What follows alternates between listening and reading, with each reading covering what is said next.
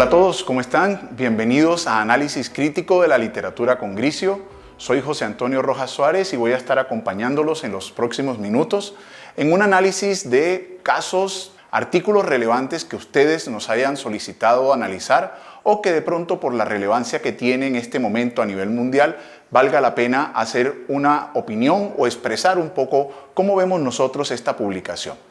Vamos a empezar el día de hoy con una publicación muy importante que varios compañeros me han pedido que revise y tiene que ver con este artículo publicado recientemente en una revista de muy alto impacto como es la revista Hypertension, que es el artículo de el efecto de la furosemida en la recuperación rápida de esa hipertensión posparto en pacientes con trastornos hipertensivos asociados al embarazo, y básicamente la importancia de este artículo es que es un clinical trial. Pero para entender un poco este artículo es importante saber quiénes están detrás de esto. Y aquí quiero presentarles a ustedes a través de este link donde lo pueden encontrar y descargar de manera gratuita para que escaneen ese código QR y puedan ustedes acceder directamente al artículo.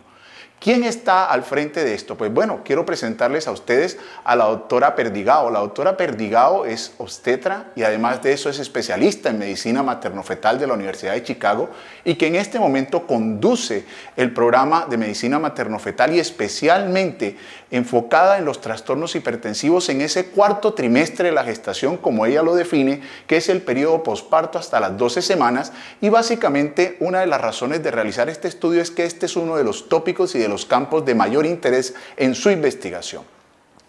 La connotación que hace este grupo de Perdigao y colaboradores trata de ubicar a la preeclampsia, como todos nosotros sabemos, como una patología de gran relevancia a nivel mundial con una mortalidad cerca del 15 al 16% a nivel de todo el planeta, pero que como bien sabemos nosotros en Latinoamérica tenemos una inusual frecuencia aumentada de estos trastornos hipertensivos como causa de mortalidad, llegando incluso a ser superiores al 20%. Por eso este artículo para mí y para los colegas que me pidieron que lo revisara es de gran importancia. La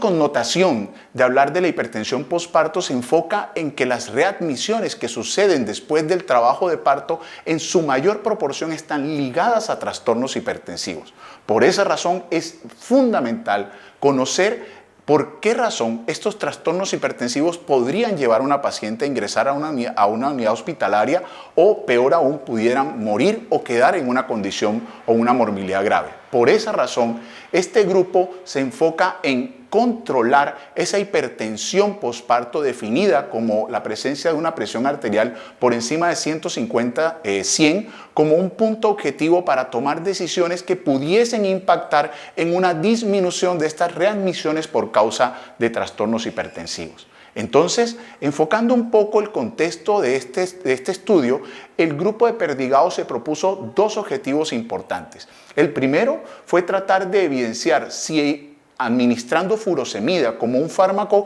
que disminuye el volumen plasmático y disminuye la concentración de sodio a nivel de la sangre, que es uno de los aspectos que se han ligado a esa presencia de hipertensión en el posparto, pudiera tener impacto en el control de las cifras tensionales. Y lo otro que se planteó es que, como hipótesis, la utilización de esto podría llevar a requerir durante un tiempo más corto el control de las cifras tensionales en el posparto de las pacientes preeclámpticas. Bien, ¿cuál fue la metodología de este artículo? Este fue un ensayo clínico aleatorizado doble ciego, lo cual ya nos ubica en un estándar bastante interesante que se realizó en un solo centro, que fue en el hospital de la Universidad de Pensilvania, y básicamente englobó a pacientes en su posparto inmediato que tenían el diagnóstico atribuido de trastorno hipertensivo asociado al embarazo definido por los criterios de ACOG que todos conocemos. Básicamente ellos enfocaron o incluyeron pacientes con hipertensión gestacional, con preeclampsia severa o no severa, o con pacientes que tuvieran preeclampsia con hipertensión crónica sobreimpuesta, y englobando todos estos grupos generaron una subdivisión en dos puntos de interés. Un grupo que denominaron no severo, que eran esas pacientes que tenían hipertensión gestacional, preeclampsia no severa o hipertensión crónica superimpuesta o no al embarazo, y el otro grupo severo, que era este mismo esta misma subclasificación, pero sumando los componentes que marcaban severidad, como la crisis hipertensiva, la disfunción de órgano blanco, como ya lo conocemos según las guías de ACOG. Este estudio se realizó durante un periodo de tiempo realmente corto y me llama la atención eso porque tuvieron la posibilidad de reclutar un gran número de pacientes. Ahora, el grupo de pacientes estaba circunscrito a pacientes mayores de 18 años y este es un aspecto importante del que les voy a hablar más adelante y es que las pacientes tenían que ser anglo-entendientes o anglohablantes. Ahora, una vez seleccionadas estas pacientes y que aceptaran participar, se dividieron en dos grupos y los resultados nos muestran que lograron reclutar cerca de 384 pacientes, de las cuales se dividieron de manera igual a un grupo aleatorizado a recibir furosemida 20 miligramos vía oral durante un tiempo de 5 días y el otro grupo fue aleatorizado a recibir placebo con una presentación y unas características similares desde el punto de vista externo, lo cual quiere decir que los pacientes y quienes suministraban el medicamento no sabían que se estaba recibiendo finalmente y también se hizo el mismo esquema durante 5 días. Ahora hay un aspecto importante aquí que debemos aclarar. Los médicos eran libres de decidir si continuaban o no la medicación que previamente recibía la paciente al momento de iniciar la furosemida o el placebo, pero también era importante que aclaráramos que dentro de la estrategia que tiene la Universidad de Pensilvania, ellos tienen un protocolo donde los fármacos que utilizan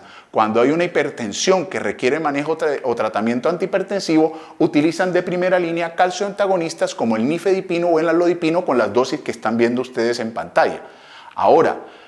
después de hacer el seguimiento y haciendo un corte en el 7º día, se evaluaron los dos desenlaces principales. El primero era la hipertensión persistente definida como esa presión arterial mayor de 140/90 en 2 tomas consecutivas en 48 horas o la presencia de un número de días para la control o para la estabilización de la presión arterial que tenía que ver con las mismas características, tener menos de 140/90 de presión arterial durante 2 tomas consecutivas en un lapso de 48 horas. Entonces, entendiendo estos desenlaces, vamos a ver un poco cómo se distribuyó la población. Una cosa interesante es que los grupos quedaron perfectamente distribuidos al momento de la aleatorización, lo cual habla de la calidad del estudio y podemos ver que en todas las características, incluyendo los puntos de severidad o no severidad, los grupos fueron bastante homogéneos. Ahora bien, el poder del cálculo de la muestra para este estudio se enfocó fundamentalmente en la estimación de todos los trastornos hipertensivos, definidos como severos o no severos, más no en la subdivisión de los diferentes trastornos para evidenciar si de pronto para la preeclampsia o para la hipertensión gestacional o para la hipertensión crónica pudiese ser más o menos efectivo este esquema. Ese no fue el objetivo del estudio. Ahora, si nosotros nos concentramos en el punto más relevante, que fueron los resultados primarios, aquí viene la perla del estudio. La perla del estudio es que la utilización de furosemida demostró una reducción del 60% de la presencia de hipertensión persistente al 7º día en el grupo de pacientes que la recibieron, comparado con el grupo que no recibió furosemida, pero aquí hay que aclarar que este comportamiento se dio especialmente para el grupo definido como no severo. Esto tanto para el desenlace primario de la persistencia de la presión arterial elevada como para los ciclos más cortos, que en promedio fueron 2 días más corto el tiempo de control de la presión arterial al momento de emigrar la paciente del ámbito hospitalario. Ahora miremos un poco los puntos que no son tan claros, y es que no funcionó para aquellas pacientes que se definían como severa, es decir, la intervención no fue superior al placebo y también podemos decirlo que tampoco fue un impacto a nivel del tiempo de tratamiento. Otros desenlaces secundarios que incluyó este estudio enfocaban un poco a evaluar otros puntos como la progresión a crisis hipertensiva, la progresión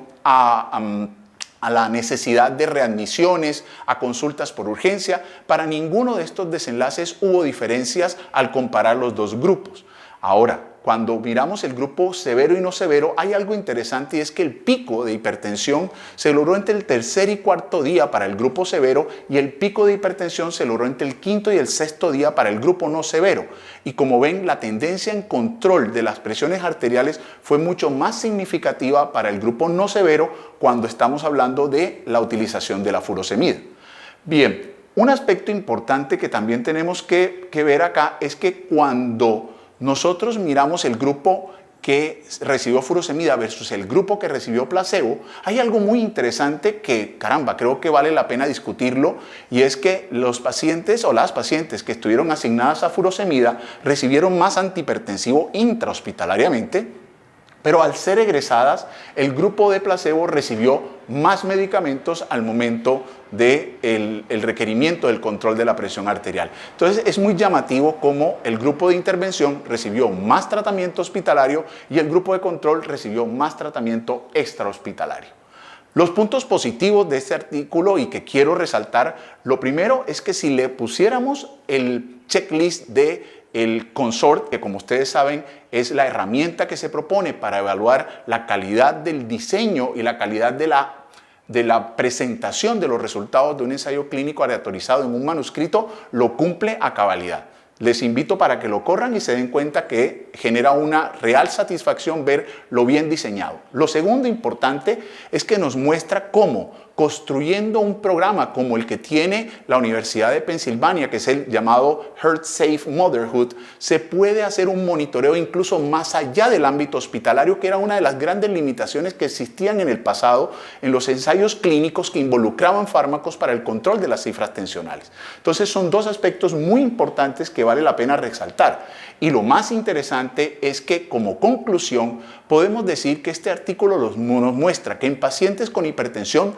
no severa, es decir, por encima de 150-100, pero no por encima de 160-110, o que no tengan un marcador de disfunción orgánica, la utilización de furosemida postparto en dosis de 20 miligramos nos va a permitir que tratando 13 pacientes, una de ellas no tenga hipertensión persistente definida como la presencia de presiones por encima de 140-90 al séptimo día. Este es un dato fundamental. Ahora, pasemos a lo que no está tan claro en este artículo. Lo primero, y para mí como latinoamericano, el problema más grande que tiene este artículo es que a mí no me sirve del todo porque me excluyeron pacientes menores de 18 años, lo cual para Latinoamérica y para muchos países en donde la mortalidad y la morbilidad por preeclampsia es fundamentalmente alta, pues este artículo no podría ser extrapolado porque fueron sistemáticamente excluidas. Y lo segundo es que al no tener pacientes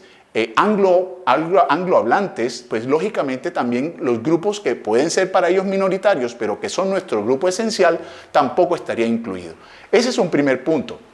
El segundo punto, que para mí es muy complicado de entender, es que ellos utilizaron furosemida de 20 miligramos. En Colombia no existe la furosemida de 20 miligramos en tableta. Recuerden que existe en ampollas. Luego, para nosotros utilizar este término no sería aplicable y por lo tanto tendríamos que hacer una adaptación de la furosemida de 40 miligramos, idealmente en pastilla ranurada, para nosotros poder utilizar este fármaco, y ya saben la implicación en seguridad que esto tiene. Y lo tercero es que los desenlaces que plantea el grupo de la doctora Perdigao se enfocan básicamente en control de las cifras tensionales en 7 días, porque al seguimiento a las 6 semanas no hubo diferencias para ninguno de los grupos, y una duración más corta para este grupo no severo de 2 días. Entonces la pregunta es, para países como nosotros, como Colombia y muchos otros de Latinoamérica, las implicaciones en costo, en beneficio, en impacto realmente no son claras. Sin embargo, tengo que reconocer que este estudio abre una puerta muy interesante para aclarar posibles implicaciones de selecciones de subgrupos de pacientes que podrían beneficiarse. Por ejemplo, está claro que los factores antiangiogénicos están ligados con una mayor persistencia de hipertensión postparto. Luego, medir factores antiangiogénicos y subdividir estos grupos entre los que los tengan elevados y los tengan normales pudiese ubicar un grupo poblacional donde estos medicamentos pudiesen ser interesantes. Lo segundo, ¿por qué 20 miligramos y no 40? Si yo tengo controlado el potasio, si sé que estos medicamentos son seguros en la lactancia y el posparto, pues hombre, un ciclo de 40 miligramos pudiese generar un beneficio que el de 20 miligramos no logró. Entonces, creo que todavía hay unas áreas muy interesantes que podemos explorar a raíz de este estudio. Por ahora, mis queridos amigos y amigas, mi recomendación es utilícenlo de manera cautelosa. No es la droga que va a solucionar nuestros problemas en preeclampsia severa. Hasta ahora tiene un grupo y un nicho muy específico en donde se ve el beneficio, pero de aquí en adelante hay mucho más por explorar. Listo amigos, esto es todo por hoy. Quiero de verdad motivarlos a que nos envíen sus casos, nos envíen los artículos que consideren de relevancia o interés y que quieran que de manera muy respetuosa y orientados claramente desde el punto de vista académico y práctico, los revisemos nosotros con nuestro equipo de trabajo. Muchas gracias, los espero muy pronto. Hasta luego.